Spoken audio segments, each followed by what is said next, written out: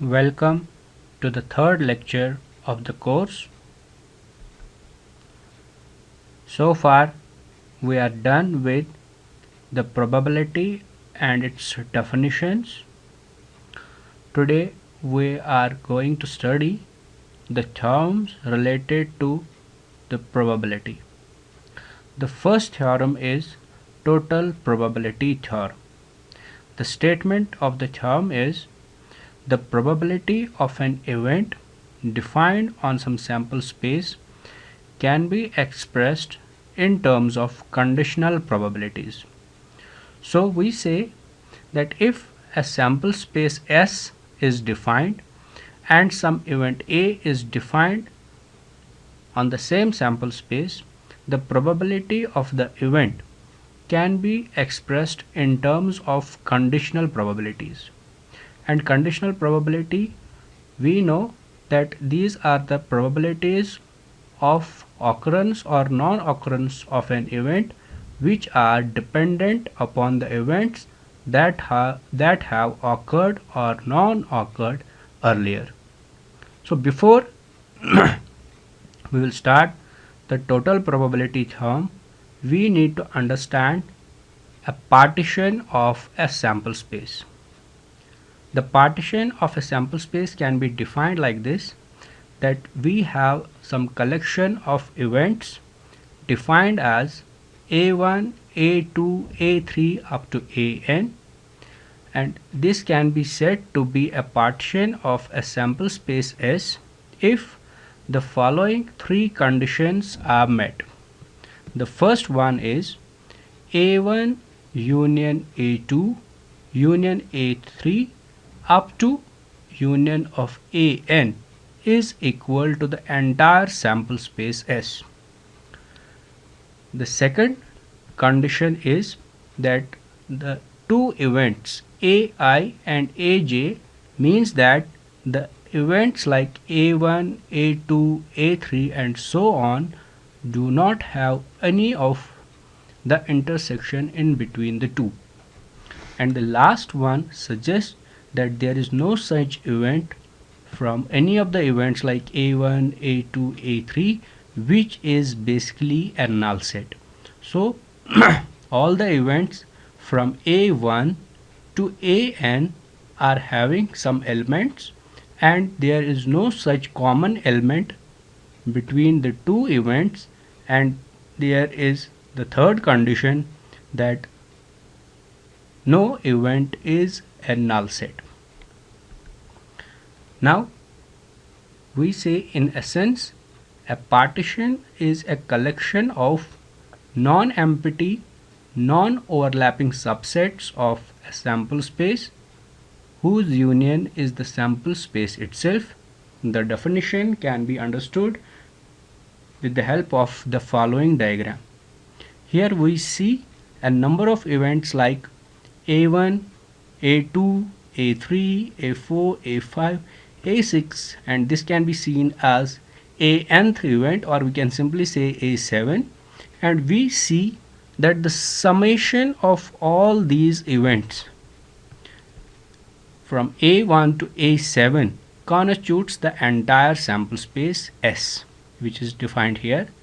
Then the second condition is that this event A1 and A2 or any of the two events we can see here, A1, A4, A4, A3, A3, A5 or A5, A6 do not have any of the events as such common in between.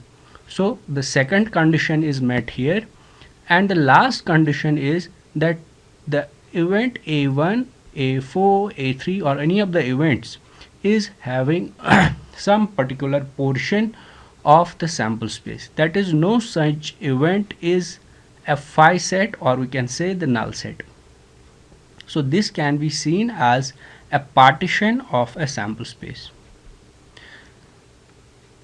Then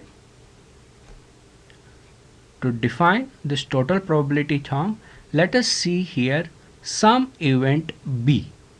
So first we have defined a sample, the partition of a sample space which is seen as the summation of the individual events like A1 to A7, then we see some other event B which can be seen as equal to the union of the intersection of many of the events. Now we can see here that this B can be expressed as the intersection of B and A1 union B and A2 union B and A3 and so on. Now here we can see this portion can be seen as the intersection portion between B and A1. This portion can be seen as intersection between B and A4. This portion can be seen as intersection between B and A3. This portion can be seen as an intersection between B and A6, and this particular portion can be seen as intersection between B and A7. So we can say that this B event is basically, this B event can be seen as the union of the intersection of the number of events. So we can say the bracketed events B intersection A1, B intersection A2 and so on are mutually exclusive events. Now if we will go to the previous slide, we will see that there is no element common between the intersections of the two events. That is, there is no intersection between this portion and this portion. So we say the probability of B can be seen as the summation of the intersections of the events. Now we can see that this particular part can be written in terms of the conditional probabilities. If you remember conditional probability, we say the probability of an event, the occurrence of event B, if A1 has occurred, is equal to the ratio of the probability of intersection of B and A1 to the probability of AI. So interchangeably we can write that the joint probability of the event is equal to the product of the conditional probability and the probability of AI itself.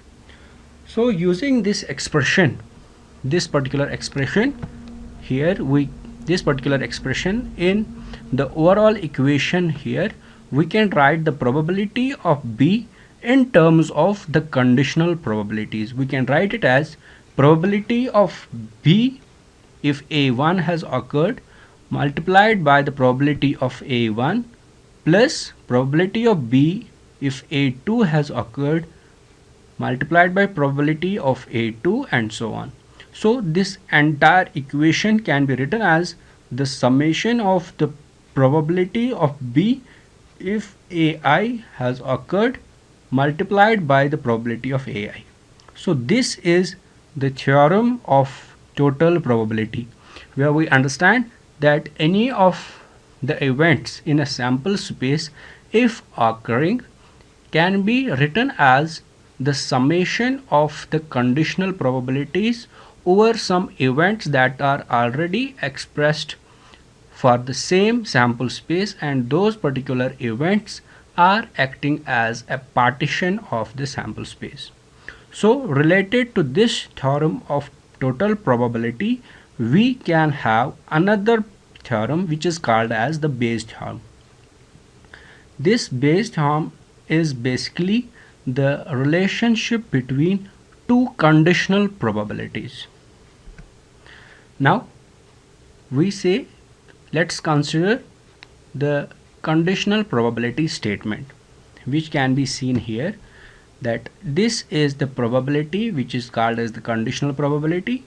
We say probability of A if B has occurred is equal to the ratio of the joint probability of A and B and the probability of B.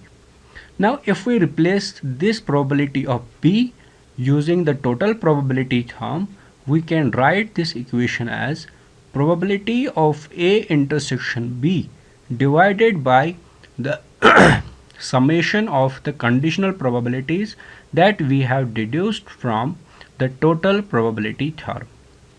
Now the numerator of the above equation, probability of A intersection B, can be written as equal to the product of the conditional probability of B and probability of A. So substituting the same equation in first equation, we can write the probability of A if B has occurred is equal to the ratio of the product of the conditional probability of B and probability of A divided by the total probability. So this can be seen as a replacement. We can see this holding good for any of the events AI. So we can say that probability of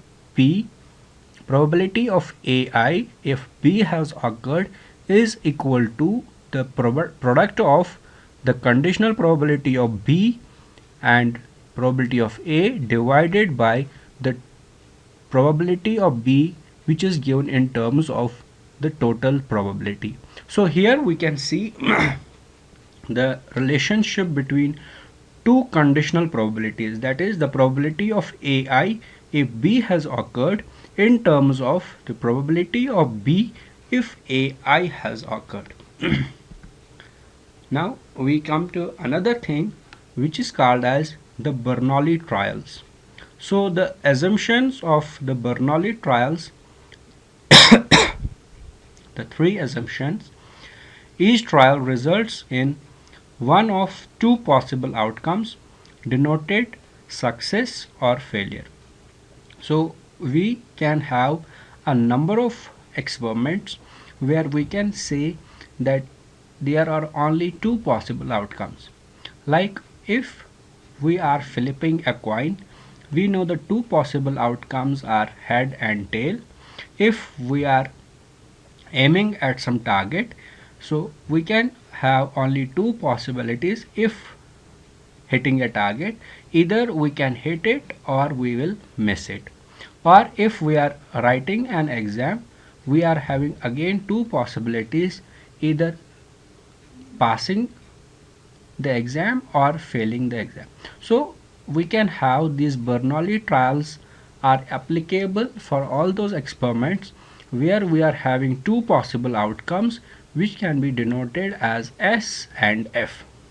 So the other assumption is the probability of S remains constant from trial to trial and it is denoted as P, and the other one can be written as Q, which will be equal to 1 minus P.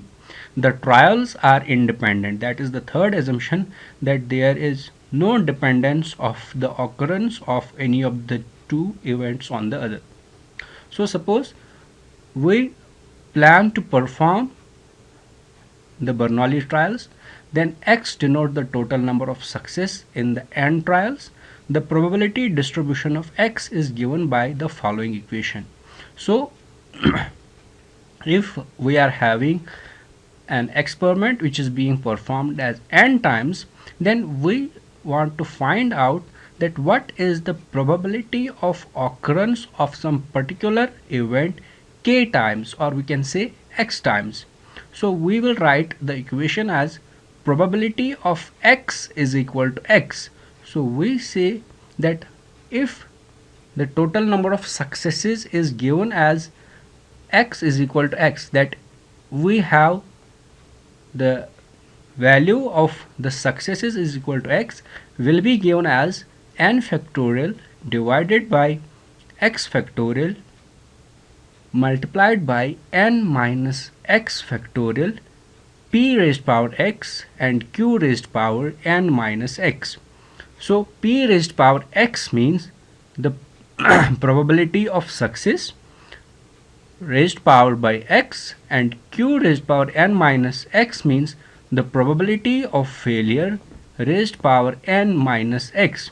So we can see here that if the particular event which we say is a success has occurred X times, then naturally out of N trials N minus X will be the other event that has occurred, which we can see as a failure.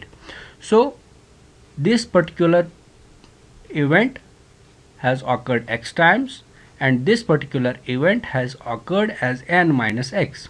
And if we will see this particular thing, that is n factorial divided by x factorial multiplied by n minus x factorial, this is because of the combination. So if we'll be having from n number of trials, we are having x as the number of passes or x as the number of successes. So out of n we are having x successes and n minus x failures. So these successes can be obtained under a different number of combinations. So that combination is given by the formula n factorial divided by the product of x factorial and n minus x factorial. So this marks the end of the lecture 3rd.